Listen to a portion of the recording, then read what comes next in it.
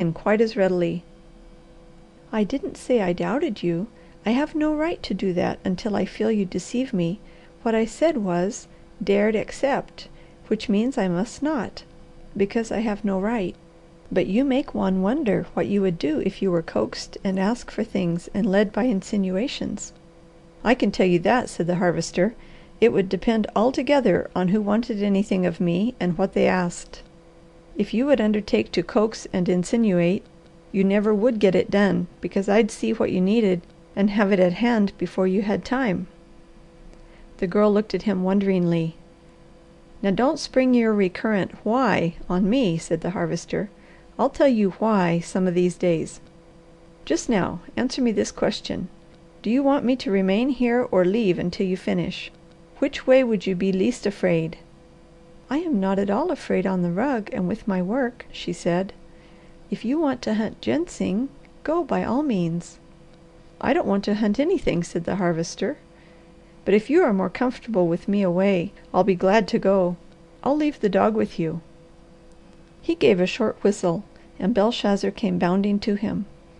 The Harvester stepped to the Girl's side and dropping on one knee, he drew his hand across the rug close to her skirts. "Right here, Belshazzar," he said. "Watch! You are on guard, Bel." "Well of all names for a dog!" exclaimed the Girl. "Why did you select that?"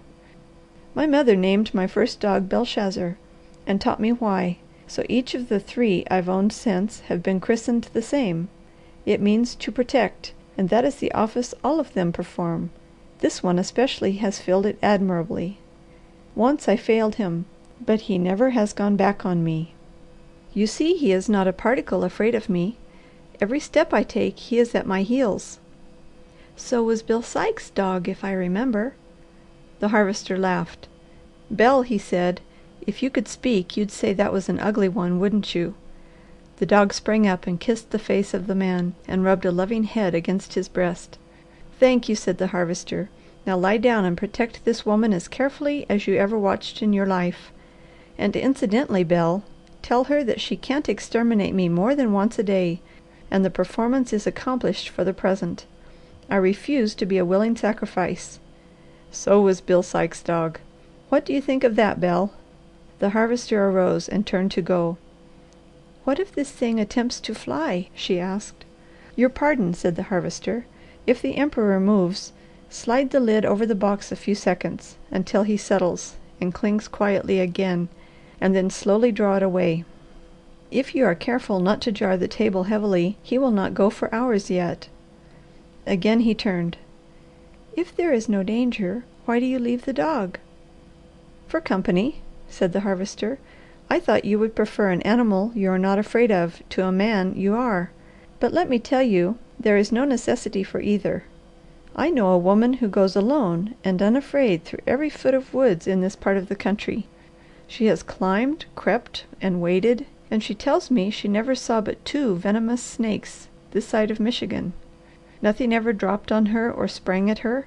She feels as secure in the woods as she does at home." "Isn't she afraid of snakes?" "She dislikes snakes, but she is not afraid, or she would not risk encountering them daily." "Do you ever find any?" "Harmless little ones often. That is, Bel does. He is always nosing for them, because he understands that I work in the earth. I think I have encountered 3 dangerous ones in my life. I will guarantee you will not find one in these woods. They are too open and too much cleared." "Then why leave the dog?" "I thought," said the Harvester patiently, "that your uncle might have turned in some of his cattle, or if pigs came here the dog would chase them away." She looked at him with utter panic in her face. "I am far more afraid of a cow than a snake," she cried. "It is so much bigger." "How did you ever come into these woods alone far enough to find the ginseng?" asked the Harvester. "Answer me that." "I wore Uncle Henry's top boots and carried a rake, and I suffered tortures," she replied. "But you hunted until you found what you wanted and came again to keep watch on it?" "I was driven, simply forced. There's no use to discuss it." "Well thank the Lord for one thing," said the Harvester. "You didn't appear half so terrified at the sight of me as you did at the mere mention of a cow. I have risen inestimably in my own self respect. Belshazzar, you may pursue the elusive chipmunk. I am going to guard this woman myself. And please, kind fates, send a ferocious cow this way in order that I may prove my valour." The Girl's face flushed slightly, and she could not restrain a laugh. That was all the Harvester hoped for, and more. He went beyond the edge of the rug and sat on the leaves under a tree. She bent over her work, and only bird and insect notes and occasionally Belshazzar's excited bark broke the silence.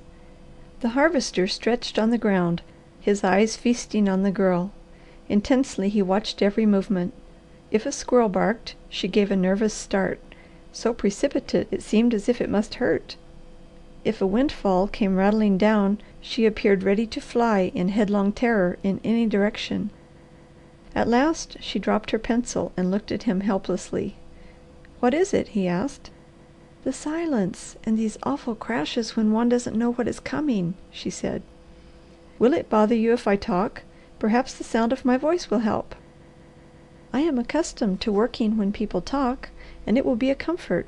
I may be able to follow you, and that will prevent me from thinking. There are dreadful things in my mind when they are not driven out. Please talk. Tell me about the herbs you gathered this morning." The Harvester gave the Girl one long look as she bent over her work. He was vividly conscious of the graceful curves of her lithe figure, the coil of dark silky hair softly waving around her temples and neck, and when her eyes turned in his direction he knew that it was only the white, drawn face that restrained him. He was almost forced to tell her how he loved and longed for her, about the home he had prepared, and 1,000 personal interests. Instead, he took a firm grip and said casually, "Foxglove harvest is over. This plant has to be taken when the leaves are in second year growth and at bloom time. I have stripped my mullein beds of both leaves and flowers. I finished a week ago. Beyond lies a stretch of Parnassus grass that made me think of you. It was so white and delicate. I want you to see it. It will be lovely in a few weeks more." "You never had seen me a week ago." "Oh, hadn't I?" said the Harvester. "Well, maybe I dreamed about you then. I am a great dreamer. Once I had a dream that may interest you some day, after you've overcome your fear of me. Now this bed of which I was speaking is a picture in September. You must arrange to drive home with me and see it then." "For what do you sell foxglove and mullein?" "Foxglove for heart trouble, mullein for catarrh. I get 10 cents a pound for foxglove leaves, and 5 for mullein, and from 75 to $1 for flowers of the latter, depending on how well I preserve the colour in drying them. They must be sealed in bottles and handled with extreme care." "Then if I wasn't too childish to be out picking them, I could be earning 75 cents a pound for mullein blooms?" "Yes," said the Harvester, "but until you learned the trick of stripping them rapidly, you scarcely could gather what would weigh 2 pounds a day when dried.